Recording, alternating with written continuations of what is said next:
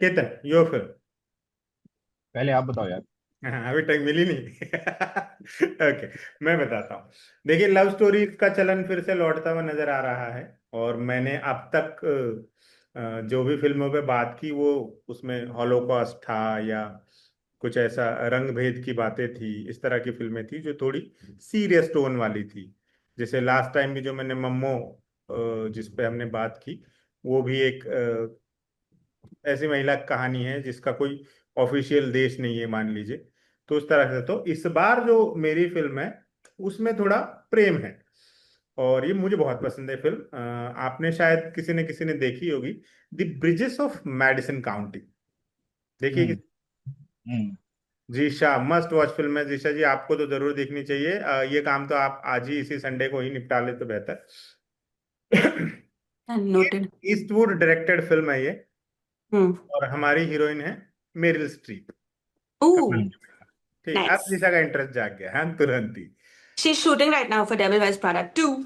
अरे अद्भुत। वो या। उस पर हम बात करेंगे बाद में, वो भी मेरे को बहुत मजेदार फिल्म लगती है। और उसमें उसके बाद उन्होंने जो अवार्ड सेरेमनी में इन तीनों लोगों ने किया था ना, वो रिक्रिएट किया है, या। कमाल ही है भाई साहब। मतलब फॉर द इतना फर्स्ट अच्छा है। टाइम आई थिंक, हाँ। पहली बार ऐसा हुआ है। आई ऑलवेज से कि बुक पढ़ो, film adaptation doesn't do justice, but for this one film I will make an exception. I loved it more than the book. अच्छा, नहीं नहीं, ऐसी कुछ फिल्में हैं जो मोर देन द बुक, जैसे पिंजर है, मुझे पिंजर किताब से ज्यादा फिल्म बेहतरीन लगती है। खैर, पिंजर। बहुत ही ऑफ ट्रैक हो गए, हम कहीं के कहीं बह जाते हैं। हम फिल्म पे बात कर रहे थे, वो एक फिल्म है, मेरी आज की फिल्म है the Bridges of Madison County. 95 में आई थी, अंग्रेजी फिल्म है।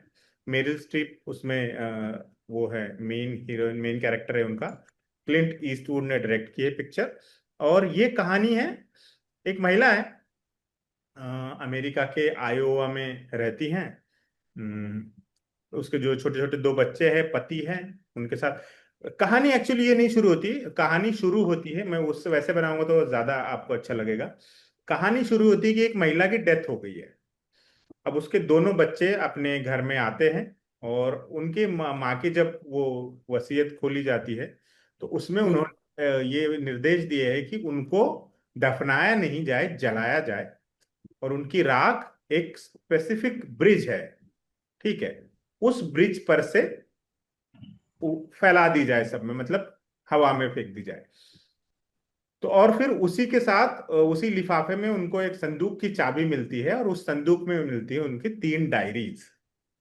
अब बच्चे वो डायरीज पढ़ रहे हैं, और 25 30 35 साल पुरानी एक कहानी अनफोल्ड हो रही है। जब ये बच्चे छोटे थे, अब तो ये बच्चे, ये अपने बड़े हो गए हैं, इनके अपने बच्चे हैं, और इनके अपने रिलेशनशिप के सब, वो सब खराब स्थितियां चल रही है, वो जूझ रहे हैं अपने अपने इसमें, ठीक है।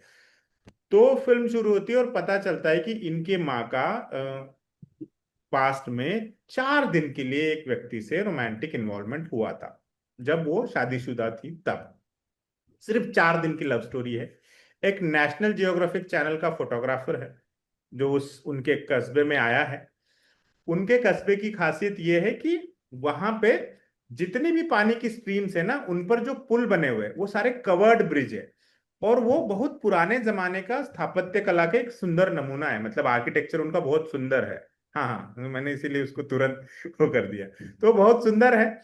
तो वो उनके जगह जगह जाके फोटोज खींच रहा है, और उस पर कवर स्टोरी करना चाहता है नेशनल जियोग्राफी में। तो ये महिला उसकी हेल्प करती है, 3 4 दिन उसके साथ रहती है। ये, और चूंकि ये बहुत घरेलू महिला है, तो दब के रही है, गांव देहात की महिला है, इनको पता नहीं कि मॉडर्न वर्ल्ड क्या है, या कुछ इसका इंटरेक्शन है ही नहीं बाहर की दुनिया से, है ना। और फ्रांसिस का नाम है उनका, मुझे उनका नाम भी बहुत पसंद आता था उस वक्त जब मैं फिल्म देखता था, तो मुझे याद है। तो वो 4 दिन में वो महिला जितना कुछ खुद को एक्सप्लोर करती है ना, और फिर उसकी जो एक थोड़ा सा रोमांटिक एंगल उसके प्रति भी उसके मन में आ जाता है। और फिर चूंकि घर परिवार है, बच्चे हैं, तो वही एक बाउंड्रीज तो होती ही है, चाहे हिंदुस्तानी महिला हो चाहे अमेरिकन महिला हो। और वो कहानी भी 60s की है, हम्म। 60s में सेट है उस वक्त। 60s की है। 95 में फिल्म आई थी, पर जो हाँ। एक्चुअली उस महिला की जो कहानी घट रही है उनके जवानी के दिनों की, वो 60s का दौर है, जब वो पुल दिखा रही है सब कुछ। तो वो जो रोमांटिक एंगल उनके बीच डेवलप होता है, पर फिर उसका तो ऑफ कोर्स कुछ भविष्य तो होता है नहीं, वो बंदा चला भी जाता है, पर एक वो चुभन रह जाती है, एक कसक रह जाती है। फिर वो आगे अपनी वो महिला पूरी जिंदगी जीती है, उस बंदे के मैगजीन संभाल संभाल के रखती है, सब कुछ करती है, जो भी प्रेम के अपने अपने रूप होते हैं, तो इसमें वो सब है। तो वो सब होता है। तो इधर ये बच्चे जो उसकी डायरी पढ़ रहे हैं ना, बीच बीच में वो आते हैं, तो भाई बहनों में बहस भी हो रही है कि माँ ऐसा कैसे कर सकती है, पापा को हम्म। धोखा दिया, और वो सब। तो और जैसे जैसे वो ग्रेजुअली आगे बढ़ते हैं क्लाइमैक्स तक, तो कैसे कैसे उनको समझ में आती है चीजें, और वो चीज फिर उन्हें अपने रिलेशनशिप में कितना वो फायदा करती है, उनको डील करने में बेटर तरीके से कितना हेल्प करती है। वो सब इतना सुंदरता से बनाया हुआ सिनेमा है ना, आप जरूर देखिए। और हम्म। मेरिल स्ट्रिप को इसके लिए शायद ऑस्कर नॉमिनेशन भी मिला था। और बहुत क्रिटिकली अक्लेम्ड फिल्म है, और सुंदर बहुत है, मजा आएगा आपको देखते हुए, तो जरूर देखिए। और एक अच्छी खास बात यह है इसमें कि जो ब्रिजेस है, जो वो कस्बा है, वो सब कुछ रियल है, कुछ सेट नहीं है।